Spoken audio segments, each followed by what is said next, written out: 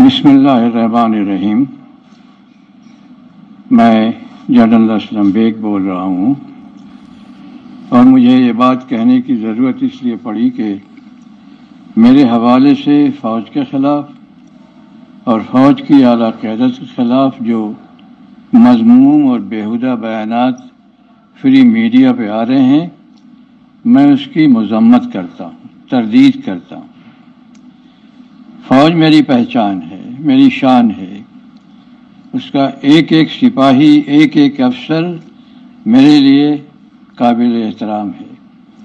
اس کے خلاف بات کرنا، اس کی شان کے خلاف بات کرنا میرے لیے بد اخلاقی تصور ہوتی ہے۔ اس فوج نے مجھے یہ پہچان دی ہے، جب تک اللہ نے زندگی دی ہے، اس کی شان میں میرا دماغ، میرا دل اور زبان حق بات کہتے رہیں گے۔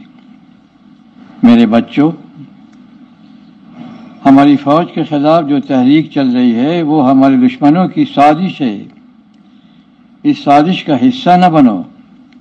اپنے پاک و صاف کردار و عمل کو داغدار نہ بناؤ۔ ایسی باتوں کو اللہ تعالیٰ پسند نہیں کرتا ہے۔